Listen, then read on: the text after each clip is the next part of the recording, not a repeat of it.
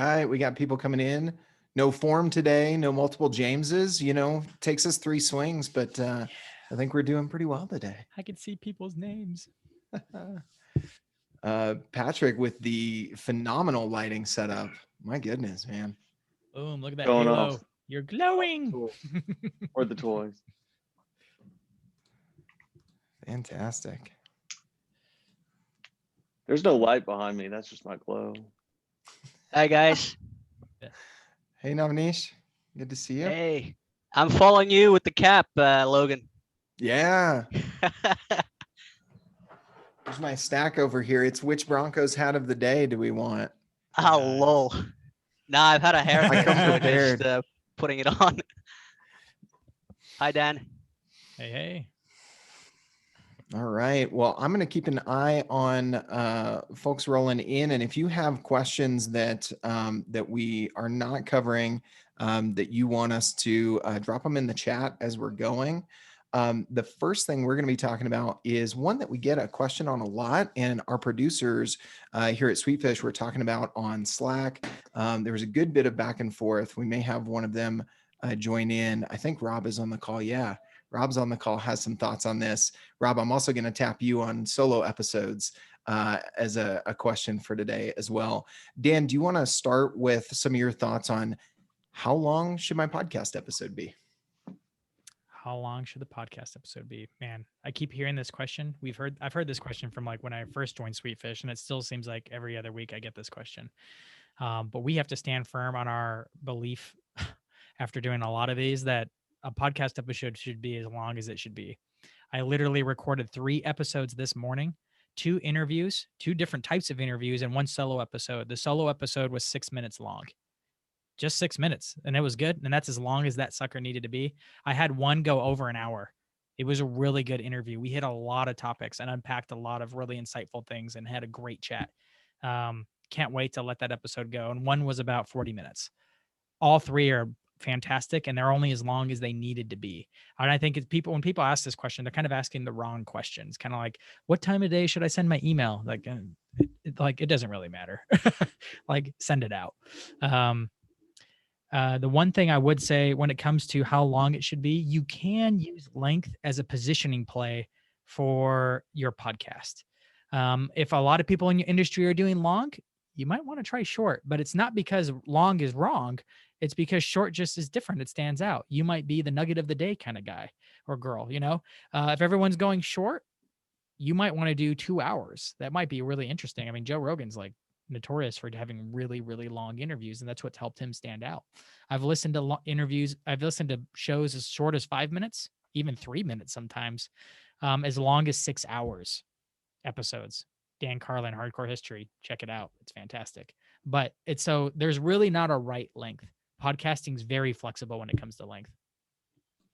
And I would say you can mix up different episode types and say, hey, we're doing, Dan's talking a lot about last week about doing deep dives, but then mixing in solo episodes. And maybe you create this rhythm where you have solo episodes at certain times of the month or at a certain cadence within your episode frequency. And people know, hey, this is going to be a quick hit episode. So when I see one of these on Fridays, that's really what I like from this show, right? So it doesn't have to be an either or, it can be a yes and.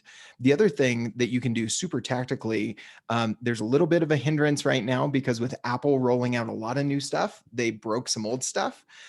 So if you are used to looking at your podcast analytics, not just through your host provider like SounderF.fm or Libsyn, but looking at your podcast analytics in Podcasts Connect through iTunes Connect.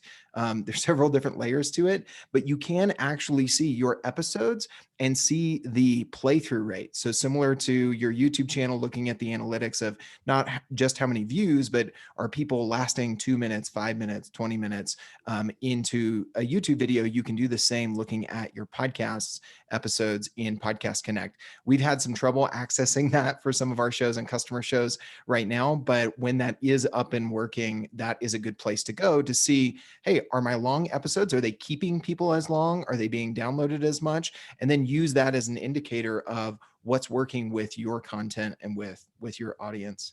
Looks like there were a Um, few. Logan and Dan, I happen to have like a swipe file where I had this exact question, the answer to that, and a year ago, this award-winning podcast group agency in California, they analyzed like 10 million podcast episodes, and they think after all of this analysis that the median podcast duration should be around 38 minutes and 42 seconds.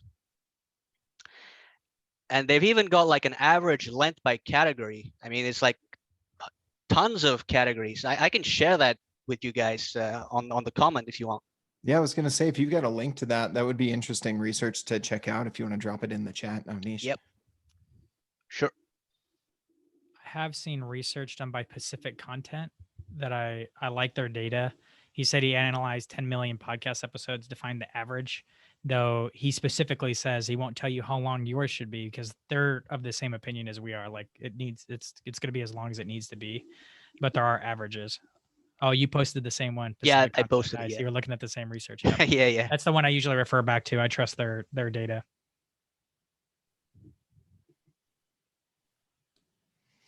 All right. We just had a question come in from Michael Hartman on, let's see. Would it be easier for me to just talk about it? Yeah. Do you want to talk about it, Michael? Yeah. I love Cortland Sutton, by the way. Go for it. Oh, he's a beast. So, if he just could stay on the field, right? So, yeah, we've been using Capiche.fm, which has been great. It's kind of like, if you're not familiar with it, they were like kind of talk radio style. So, in fact, our first episode was over. We had to use our mobile phones. They've since switched to internet audio, and so that's better. It makes it more convenient for everybody. But they've kind of switched. They're moving to they actually have a new brand name they're using that's really these shorter format ones, and that's really where they're focusing their evolution. And so we like the idea of having the live. To be honest, we don't have a ton of people usually watching live. I mean, I think we're still relatively new. I mean, we're going to have episode 10 next week. So, we've had, I think at our peak, 5 or 6 people listening in besides whoever we've got as guests. So we've been looking for alternatives. We did, Dan, you put in Riverside. That's one where I think we've narrowed in on that. That plus Buzzsprout for doing the kind of pushing it out. So I was just looking to see if there are other alternatives besides Riverside, because when we tested it with some people doing live, sort of just playing around with it, it didn't have the same feel. Mm-hmm. And to be honest, to some degree, I think we're considering, do we really need the live anymore? Yeah. We haven't done a ton of live streaming. We have a number of customers who we have some that have started experimenting with Riverside. Riverside.fm, in my opinion, is by far and away one of the best recording platforms for on-demand, with the quality that it gives you with the local recordings and the instant upload to the cloud. And we use that for most of our customers here at Sweetfish. We do have some customers that have been doing more live streaming that have really liked StreamYard. My understanding is they do have some more live streaming connections than Riverside, like LinkedIn Live and a few others. I do know that Riverside's really optimized for that audio and video quality. And so sometimes the live experience, you might be seeing a little bit more breakup of the video, a little bit more graininess live, but then you'll go to download the finished video file and it's clear as day. It might be 1080 or even 4K, depending on the camera of the host or the guest. So you have a little bit of trade-off, but StreamYard might be another to look at if you're really leaning heavy into live. If it's like, it's kind of a nice to have, Riverside's really top of the list for Okay. us. Thanks. I'll check out StreamYard. Travis, I'd be curious to hear what kind of problems you're having. So we're just doing audio only. I mean, I do like the fact that with Riverside, we can record audio only, but still see each other. That's been a little bit of a hassle with the other platform. We've had Google Meet open on the side just so we could all see each other. Yeah, and it seems like more platforms are starting to add video. Part of what really intrigued me with Riverside early on is they were ahead of Zencastr and some of the others with video. I've been a big fan of Dscript that Travis Tyler just mentioned from PandaDoc on the editing side with the transcription. Now they have a video editor in there. Really cool the way that platform is going. Travis, were you talking about Dscript being? Is there a recording option in there that you've been experimenting with? So yeah, we've been experiencing some problems with Riverside recently. We do both video and audio, and we were interviewing folks and just running into some issues. So we started to look around, and Dscript is looking pretty cool. We're getting a demo on Friday of this week, and they do have some audio recording capabilities they talk about, but we'll see. So I'm definitely glad I jumped into this conversation because I'm evaluating tools. The biggest problem for me with Riverside is the post-production that's required is basically like what I like having is kind of the split screen where you can see both people who are talking at once. And at least as far as I've been using the tool, and maybe I'm using it wrong, which is totally possible. Unless you have a lot of time on your hands, you have to do a lot of that stuff in post-production to grab that high quality video. So you've got to go into Adobe Premiere Pro, and then you've got to line up your 2 separate video tracks, and then we record ours both on Riverside and on an SD card, and then I combine it with like other footage I'm doing. It just ends up being like a big hassle. So they had this magic editor that they had in beta, and it was like, oh, the coolest thing ever, because it was basically turning all of these high quality separate tracks into one conglomerate track. But then it just stopped working. And when I contacted their customer support, they're like, just try again. Then it sent me back a week in my recording production schedule. And then I tried uploading 4 different, versions of it, and it just never worked. And I was like, I just got to go back to old faithful Zoom. And it looked pretty crappy, unfortunately. Yeah, I would say Riverside from a recording standpoint, Dscript from an editing standpoint. And it, as is usual, right? They're trying to play in each other's fields, right? Like, we could talk about a ton of other sales and marketing tech platforms that have kind of done that, right? Our strength is here and we're trying to play in this sandbox. And so what's the right combo? So I think that's a little bit of it there, because I think Dscript is really strong on the editing standpoint. And I think Awesome. It's going to evolve over the next couple of years. I'm predicting that one of the big 3, or one there's mainly 3 major categories of podcasting. There's recording, editing, publishing. Someone's got to figure out how to do all 3 remarkably well. Probably one person will acquire another and then just like develop the other person out. That's my prediction. And now it's in this recording. Praying you're right, Dan. I feel like that's going to happen. Like someone's going to be the all-in-one. I've talked to all of them and they're all thinking about it. So it's a matter of time before Riverside figures out how to put them together. That's why they're playing with the magic editing button. That's why it's in beta, they haven't had enough dev time on it. And while Dscript does that well, they don't have a recorder or a publisher because they're in the middle of the stack. So it's coming soon. Zoom's a good fallback for now, I suppose. Yeah, I started using Filmora, Wondershare Filmora. You can edit and record at the same time. I mean, before I was just using Zencaster, and I would just import the audio file to the Filmora, just drag and drop. But now I noticed that you can actually, I'm still learning Filmora. You can detach the audio, and then you can export just the audio if you want to. And if you want to do the video and the audio, you can do both. One of the other things we had a question about from a number of folks, and we started talking about recently on Slack here at Sweetfish, was the big updates over the last couple of weeks with Apple rolling out subscriptions, and then Spotify saying, "Hold on a second." Dan, do you want to speak to that? You recorded a really good video for our team, specifically talking to what should we be doing there, especially for our customers that are and how they're using their show in a B2B context. Now, there might be some who are looking kind of outside of that, but I thought you summarized the position on that pretty well for right now.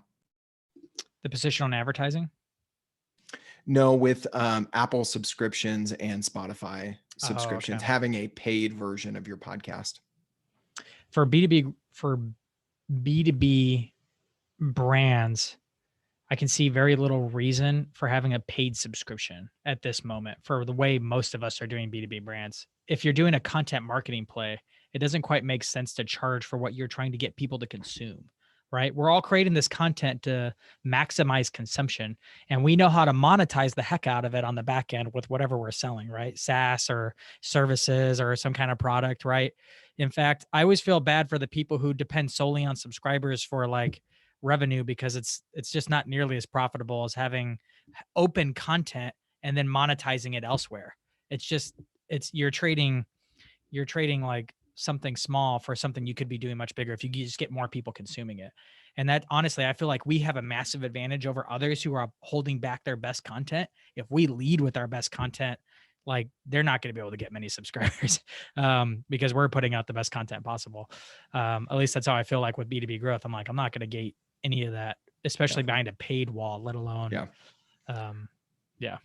We literally just completed this isn't podcast, but it is about podcasting, but we just finished our first course that is nearly 30 videos of our best stuff, starting from beginning to end, how to name your show, how to think about monetizing your show, which I recorded that video and said, actually, it should be content-based networking, building relationships with decision makers at target accounts, having it generate pipeline through your content marketing waterfall. And then third, if you get some advertising revenue, like, sure, okay.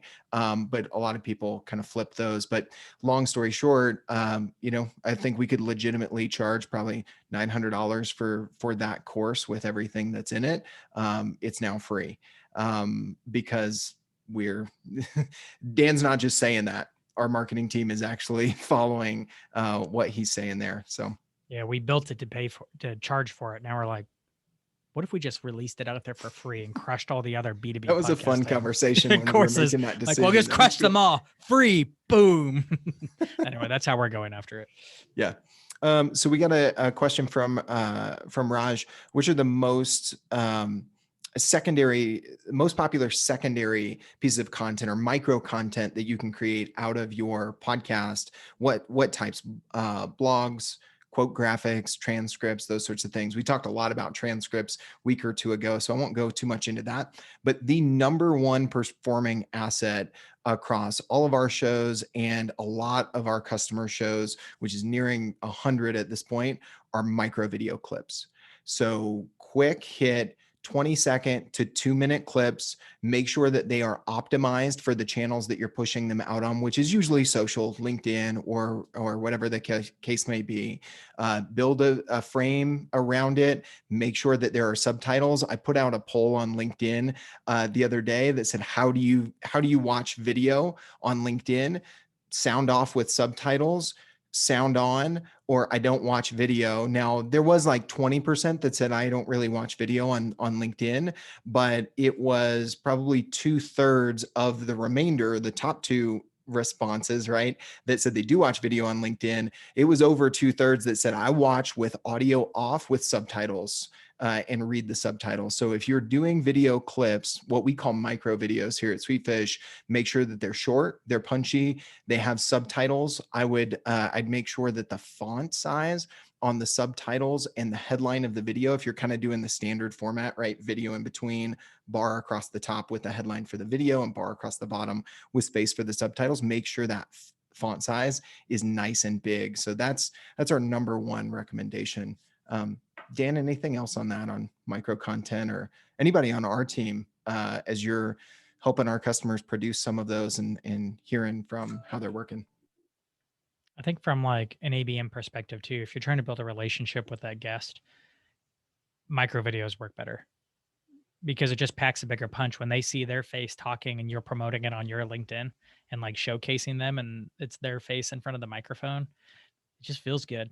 I remember when someone did it for me before I worked for Sweetfish, and it was actually one of Sweetfish's customers, and they had me on their show, and they actually made a little illustrated version of the video. Using it was like a 3-minute video, but I remember sharing it with everybody. So I was like, this looks awesome. And it makes me look awesome. So it really makes an impression when you're pushing out video. So I think it just deepens the relationship to be able to do that, because it's usually after the recording too. So the recording goes out, then the video goes out. So if you're trying to build relationships, it's a good one. And focusing on those can help you get more juice for the squeeze out of each episode, right? We are just talking about length of episode earlier. If it's a 45-minute episode, you might have 5 or 6 opportunities to create a micro video clip out of that one episode, right? I was just a guest on one of our customer shows at BombBomb, the customer experience podcast, and I've got 5 video clips sitting in my inbox that now I'm going to be able to share out as the guest of that show on social. And the other piece of it, I was just talking to a customer last week who was like, I don't know if we're ready to do video. My host is maybe not, really amenable to doing video. And I'm not sure if our guests are. If you're not recording video yet, this is what I would tell you. Start recording video and talk to your guest pre-interview and say, look, we've got the video on for 2 reasons. One, so that we can have a better conversation. I can kind of, we can read each other's body language a little bit better. And 2, we're recording the video so that we can pull clips of when you say something really, really smart, right? You don't have to be video perfect for 30 minutes, but we're going to pull the clips where you say something really smart or compelling. And 1, it just tees it up that you have confidence in them as the guest, which makes their content come across better and is a better experience for them. If it's a relationship you want that is important and you're using content-based networking, and it takes some of the pressure off. So those are some of my tips around micro video. Go ahead. I want to say something as well. I've mentioned this in a previous episode. I used to systematically do micro videos for interviews because I felt it added value. But then as I went further down the line, I let the client or the interviewee choose whether he wants to use it or not. And then afterwards, what I started experimenting was sometimes they say important sentence. So I would just pull it out as a quote, and then I would share it on social media. And that works quite a lot as well. Yeah, absolutely. We've actually got that baked into our standard process for a lot of the shows that we create, is pulling out those quotes. 2 things you can do with those. 1, you can create a teaser snippet as a cold open hook. So let's say your show isn't super, highly produced with a lot of ins and outs and narration. You've got, a bumper on the beginning for the intro, bumper on the end as the outro. Just pulling out that little snippet of 5 to 7 seconds where they said something compelling and putting that at the beginning as a cold open hook can level up your show a little bit and get people in, and then use that as a quote graphic too. So really good point, Avnish. When we were talking about length and format earlier, I wanted to touch on solo episodes, because this is a question and oftentimes kind of a new thing for some of our customers, where we start talking about solo episodes and they're like, what is a solo episode? Like, what are you talking about? Podcasts are interviews. What are some of the benefits there? Rob Conlon on our team has done a lot of solo episodes as well as interviews for his own shows. Rob, do you want to talk a little bit about when and why and how you've used solo episodes? Yeah, definitely, Logan. There's a couple reasons that I love solo episodes. Number 1, it's a breakup of the, oh my gosh, I brought somebody on, I interview them. I bring somebody on, I interview them. It's a very nice way to break that monotony. For my show in particular, I'm just closing in on episode 50 here, which is outstanding. It's coming up in a week and a half or something like that. It's great.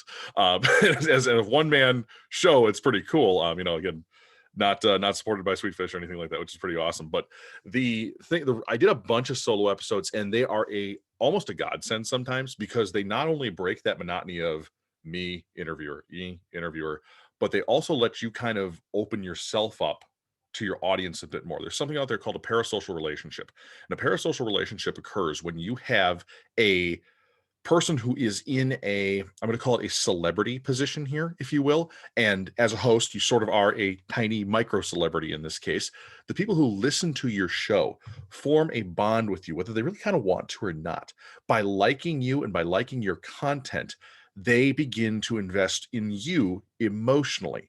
Now, you might not know that they exist. I might not know who the listener is from Charleston, South Carolina, but that person invests in me every single week. And it eventually starts to build up this little tiny relationship mountain, if you will. And when things happen to you, people get emotionally invested. So having the ability to continue to build that emotional hill, if you will, so that people get closer and more enthused about your content is really important. So a solo episode can often be a great way to kind of pump the brakes in the best way possible on your show for that. You know, like a roller coaster is good when it has, inclines and drops, and then you kind of get to one of those break sections like, whoa, and then you go into that new segment of the show. That's exactly what solo episodes can do. Now, the caution thing, the caveat, I would say, don't over solo episode, because if you hit the brakes too many times, you don't have much more momentum to go forward with. So I would say they're like seasonings, use sparingly. But the other great thing about solo episodes is that they can also be basically a fire extinguisher, break in the case of an emergency. So what I always try to do is I always have a solo episode packaged, ready to go. It's evergreen. It's something I can talk about no matter what the rest of my content has been. If we were talking about, like, for example, Dan was on my show this week, we were talking about LinkedIn. So maybe it's something that's an evergreen concept that Dan and I talked about that I made an episode by myself on. And again, I just keep that in case of no podcast, break glass. And that's the other real advantage that I see with solo episodes, is that they allow you to have that sort of emergency buffer. Because as we all know, the biggest thing about podcasting is consistency. Do you release when you say you're going to release, so that your listener knows when to go get your stuff? I love that. In case of no podcast, break glass. I've had to use it fantastic. many times. And that's a really good a good idea as well, Rob. Like, you have a really great interview, and just kind of relearn it, right? Record that solo episode, because one, it's fresh in your mind. It's going to reinforce it, because you're basically kind of teaching what you learned, and to teach something is to learn it twice. And plus, when you record that, you can say, oh, I had a great conversation with so-and-so about this back in episode 45. And now it gives you a baked in way to promote a back catalog episode. But you've just recorded that and saved it right after you finished that episode. So I really like that. Awesome. I'm going to drop a link to a blog post we have on solo episodes, on how to do them, tools, some good examples of solo episodes, because I think it really is an unused, as Rob put it, seasoning you can add to start adding a little bit more to your podcast. Let's see, we've got about 2 minutes left. One of the questions we had on here, Dan, was around Chartable. We've had a number of customers say, hey, what's Chartable? What's it good for? What's it not? Do you want to speak to that as we round out last question for today? I just had a meeting where they were previewing some of their newer tools on Chartable, which was really cool. What they do for a minimal fee it doesn't really add a lot of value to me as a podcast marketer. For what I'm already getting from our sounder analytics or your host analytics. Most hosts give you the basics and give you what you need. Chartable doesn't really add much more than that, unless you upgrade to like their more expensive package. And then it really starts to show you some cool stuff. Like, it can literally show you like of who's listening to your podcast, who's coming to your website, of which companies are listening to your podcast. Which I was like, ooh, as a B2B marketer, I want to know what companies are listening to my podcast. That would be some great data. So he was on the call with me telling me about it. I'm like, okay, how much? And it was $500 a month. I was like, oh, that's cool. But at least for us at where we're at, it's not $500 a month cool for that insight. But that's still, for some people, that's going to be good. That's going to be right. To be able to see who's listening, like what demographically they have that, but also like which companies. And of course it's based on IP address, and with the work from home stuff going on, it's not quite as accurate as it probably will be a year and a half from now, or was 2 years ago. But at the same time, that is data that I'm sure maybe a few other companies have, but Chartable's ahead on providing that kind of data. I'm sure they pay a lot for the information too to get it. That's why it costs $500. But that is like, if you're tracking that kind of level of like ABM stuff for your podcast, it's not bad. It's not bad. Yeah. Go ahead. I have a Patrick. question on that, Dan. And I appreciate what y'all do on Facebook. And you are very value first and interactive. And I think Dan and I have talked about thought leadership in a couple weeks ago. If that rings a bell, don't kick me off yet. I appreciate what y'all do on the Chartable. What they're coming out with, is that something you can slice up as an agency? So if it's $500 a month, can you put multiple shows in there and then charge? Can you go, hey, you're paying 50 or you're paying 100, and then just resell it, almost white label?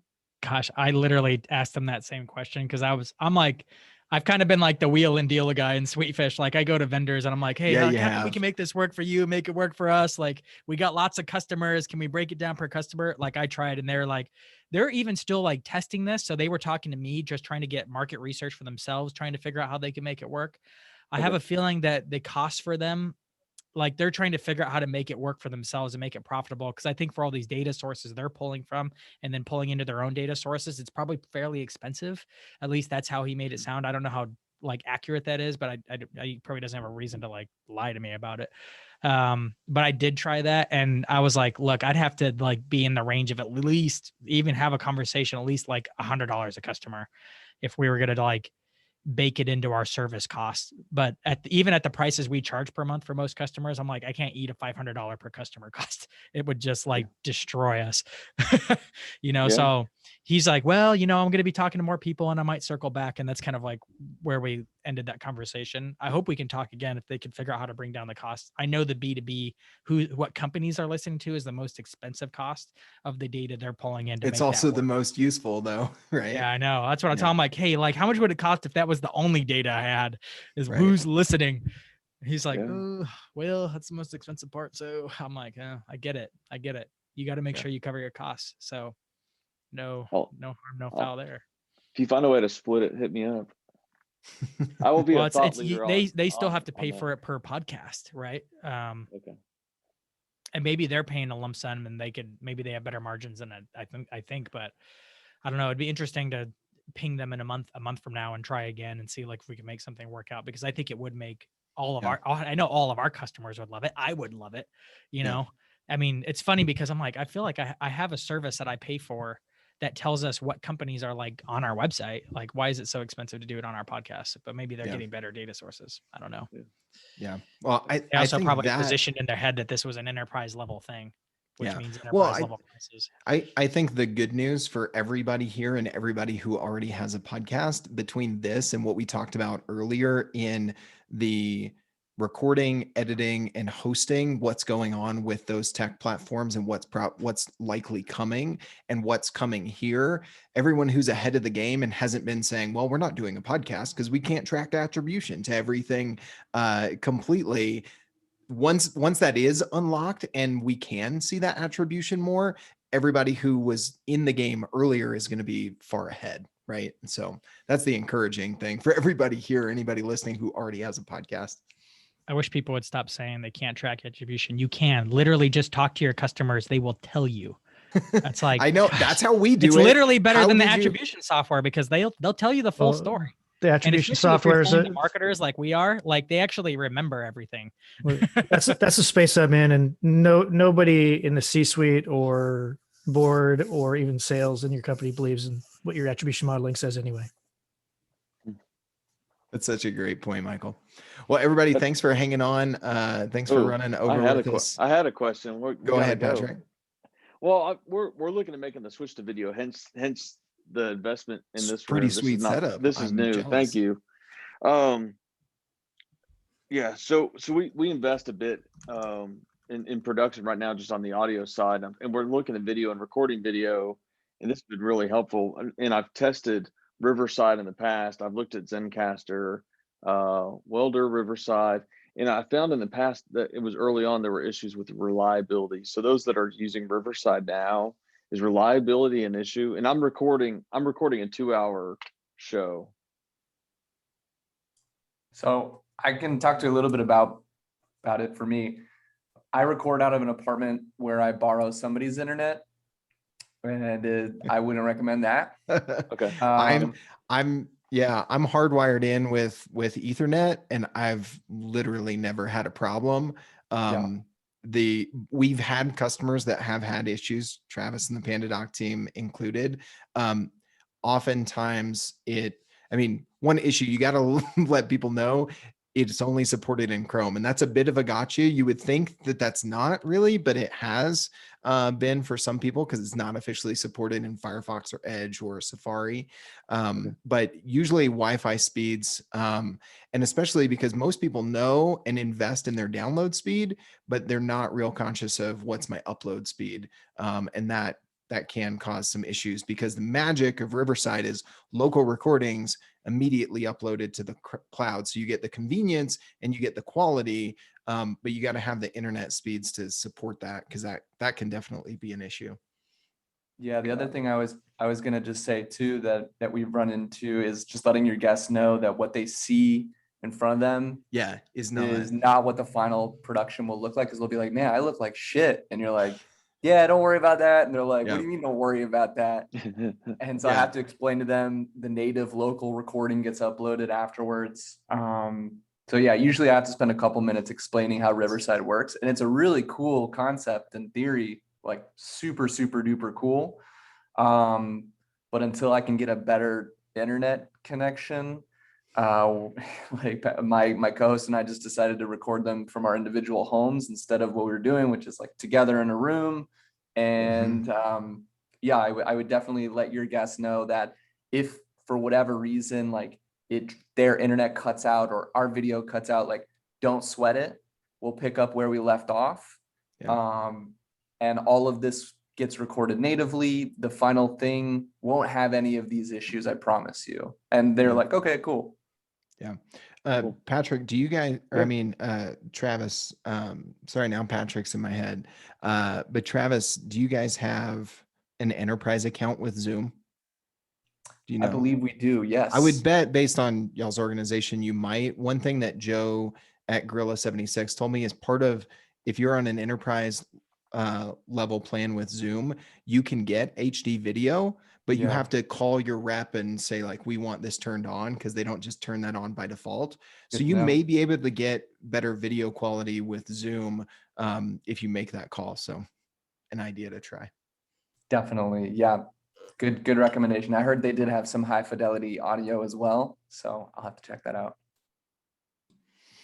Awesome, y'all. Well, if you're not subscribed to the Sweetfish YouTube channel, make sure you smash that subscribe button. This will be on the B2B podcasting Q&A playlist there. And thanks again. Great conversation today, guys. And Patrick, I'm going to see if I can, up my video and my lighting game soon, because I'm on Zoom between you and Dan, and I'm just like, I got a nice mic and a mic flag, but I really got to up this background here. It's coming. All right. Green They screen. make me bring out my green screen, man. See you guys. Yeah. See you guys. Thanks, y'all.